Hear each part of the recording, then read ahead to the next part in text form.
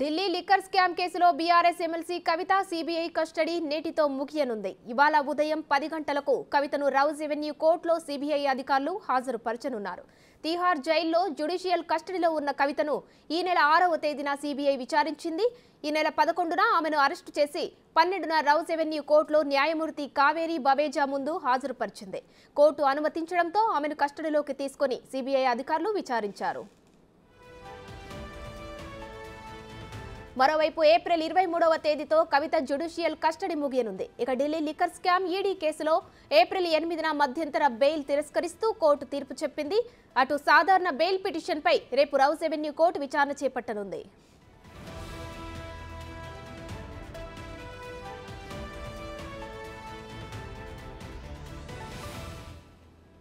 Delhi liquor scam లో కవిత ED petition ఇవాల్టితో ముగియనుంది. ఇవాళ కోర్టులో హాజరుపరచనున్నారు. దీనికి సంబంధించి మరిన్ని డీటెయిల్స్ మా ప్రతినిధి ఢిల్లీ నుంచి శివ లైవ్ లో అందిస్తారు. శివ, చెప్పండి, ఇవాల్టితో సిబిఐ విచారణ ముగియనుంది. కవితది ఇవాళ కోర్టులో హాజరుపరచనున్నారు.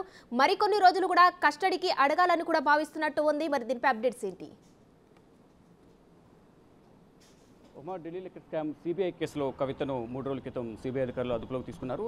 నేటితో సిబిఐ కస్టడీ కూడా ముగియబోతోంది. ఉదయం 10 గంటలకు రౌజ్ ఎవెన్యూ కోర్టులో కవితను హాజరుపరచబోతున్నారు సిబిఐ అధికారులు. ప్రెసిడెంట్ సీజీఓ కాంప్లెక్స్లో సిబిఐ కార్యాలయంలో ప్రెసిడెంట్ కవిత ఉన్నారు. 3 రోజుల పాటు, అంటే నిన్న మొన్న 2 రోజుల పాటు విచారించారు. ఈరోజు వెళ్లే ముందు కూడా కవితను విచారించే అవకాశం కనిపిస్తోంది. 10 గంటలకు కావేరి బవేజా ముందు హాజరుపరిచిన తర్వాత మరికొన్ని రోజులు సిబిఐ కస్టడీ కోరే అవకాశం అయితే కనిపిస్తోంది. మార్చి 15వ తేదీన Delhi liquor scam money laundering కేసులో ఈడీ అరెస్ట్ చేసింది. అరెస్ట్ చేసిన తర్వాత జ్యుడిషియల్ కస్టడీకి తరలించారు. తర్వాత జ్యుడిషియల్ కస్టడీలో తిహార్ జైల్లో ఉండగానే కవితను సిబిఐ అధికారులు కోర్టు పర్మిషన్తో ఏప్రిల్ 6వ తేదీన విచారించిన తర్వాత 11వ తేదీన అరెస్ట్ చేశారు. 12వ తేదీన రౌజ్ ఎవెన్యూ కోర్టు హాజరుపరిచిన తర్వాత 3 రోజుల సిబిఐ కస్టడీ తీసుకున్నారు. అంటే 15వ తేదీ వరకు, ఈ రోజు వరకు కస్టడీ ఇచ్చారు. ఈరోజు 10 గంటలకు సిబిఐ కార్యాలయం నుంచి రౌజ్ ఎవెన్యూ కోర్టులో హాజరుపరచబోతున్నారు. అయితే నిన్న మొన్న కవితను కీలకంగా ఢిల్లీ లిక్కర్ స్కామ్కి సంబంధించి మీ పాత్ర ఏంటి, అసలు ఢిల్లీ లిక్కర్ పాలసీలోకి మీరు ఏ విధంగా వెళ్ళారు, ఎవరైనా ప్రోద్బలంతో వెళ్ళారా, ఎవరైనా ఆహ్వానించారా, మీ సొంత నిర్ణయాలతోనే ఢిల్లీ లిక్కర్ పాలసీలో ఢిల్లీలో లిక్కర్ వ్యాపారం చేయడానికి వెళ్ళారనే దానిపై కూడా ప్రధానంగా మొదటి రోజు కవితను ప్రశ్నించినట్టుగా తెలుస్తోంది.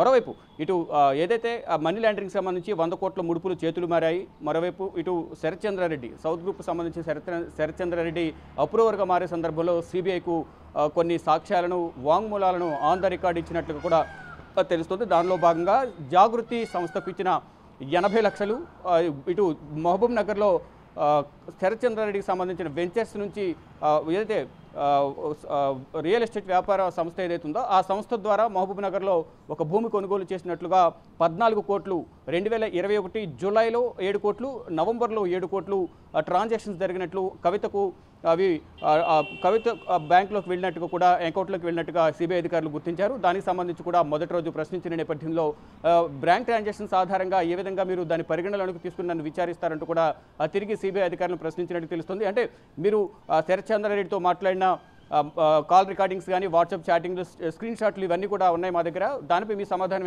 అడిగిన నేపథ్యంలో ఇవన్నీ మ్యానిపులేటెడ్ అంటూ కూడా కవిత కొట్టిపారేసినట్లు కూడా విశ్వసనీయ వర్గాల నుంచి అయితే మనకు సమాచారం అవుతుంది. శివ, అలాగే కవితను అలాగే కేజ్రీవాల్ను కలిపి కూడా విచారించాలని సిబిఐ భావిస్తోంది. ఇది ఎప్పుడు జరిగే అవకాశం ఉంది?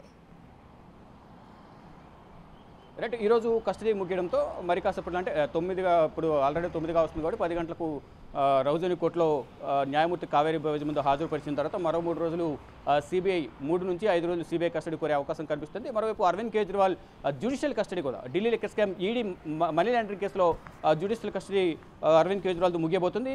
అరవింద్ కేజ్రీవాల్ కూడా ఈరోజు కోర్టులో హాజరుపరుతున్నారు. ఈ నేపథ్యంలో ఇటు జ్యుడిషియల్ కస్టడీ అరవింద్ కేజ్రీవాల్ కూడా పొడిగించే అవకాశాలు అయితే మరో 14 రోజులు పొడిగించబోతున్నారు. పొడిగించిన తర్వాత కవితను ఏ విధంగా అయితే తిహార్ జైల్లో సిబిఐ అధికారులు కోర్టు పర్మిషన్తో విచారించారు, అలాగే అరవింద్ కేజ్రీవాల్ కూడా పర్మిషన్ తీసుకుని విచారించే అవకాశాలు అయితే కనిపిస్తున్నాయి. దానిలో భాగంగా ఇప్పుడు ఆల్రెడీ కస్టడీ ముగిసింది కాబట్టి సిబిఐ కస్టడీ కవితది మరి కాసేపట్లో రౌజ్ ఎవెన్యూ కోర్టులో హాజరుపరచబోతున్నారు. హాజరుపరిచిన తర్వాత 3 నుంచి మరొక 5 రోజులు సిబిఐ కస్టడీ కోరే అవకాశం కనిపిస్తోంది. At the same time judicial custody పొడిగించిన తర్వాత అరవింద్ కేజ్రీవాల్ కూడా తిహార్ జైల్లో సిబిఐ అధికారులు విచారించేందుకు కోర్టు పర్మిషన్ తీసుకుని విచారించిన తర్వాత అరెస్ట్ చేసే అవకాశాలు ఉన్నట్లు కూడా సిబిఐ వర్గాల నుంచి అయితే సమాచారం అవుతుంది. ఒకవేళ సిబిఐ కూడా కస్టడీలోకి తీసుకుంటే కనుక కవిత కూడా సిబిఐ కస్టడీలో ఉంటారు కాబట్టి ఇద్దరిని కూడా గతంలో ఏ విధంగా అయితే ఈడీ కస్టడీలో ఉన్న సందర్భంలో కవితను అలాగే అరవింద్ కేజ్రీవాల్ను విచారించారో ఇలా సిబిఐ కస్టడీలో తీసుకున్న తర్వాత కూడా విచారించే అవకాశాలు కనిపిస్తున్నాయి. Uma, right, thank you Shiva.